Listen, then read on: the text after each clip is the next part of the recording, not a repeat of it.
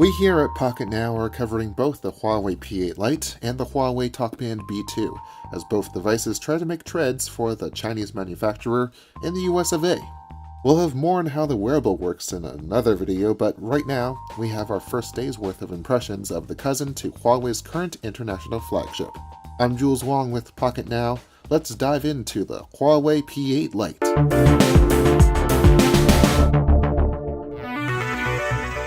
I've said it once, I'll say it again, diet soda ain't the real thing. And that comes to the build. The P8 Lite does not have a metal body like the P8 does, but what Huawei chose to do with plastic tried to get close.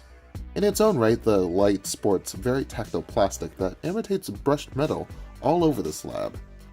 While it takes some getting used to holding it in your hand, on the bright side, fingerprints didn't cause much trouble for us. It's a solid fit and finish, though a bit lightweight for the feel.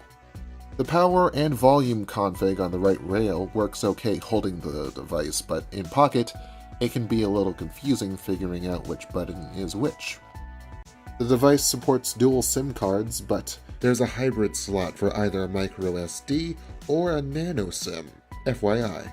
720p at 5 inches has become commonplace in the mid-range market, and the LCD panel here proves no exception.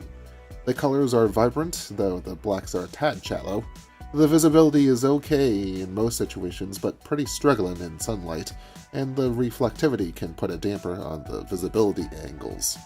Inside, EMUI or MUI treats us to endless app screens with a ton of settings redundancies and custom software enhancements, like a memory manager. I tend not to use that because I prefer to manage my own RAM. The Snapdragon 615 SoC pulls through many apps just fine, web browsing okay, but the GPU struggles a bit when action gets intense. The speakers on the P8 Lite do take from the P8. It's loud, but easily muffled. If you did not check out our camera article on Pocketnow.com, the one-word summary here is mediocre. Overall endurance seems to be quite impressive, though we'll need a bit more time to experiment. Just know our preliminary assessment is that the P8 Lite seems to show some of Huawei's heritage with the Send Mate 2.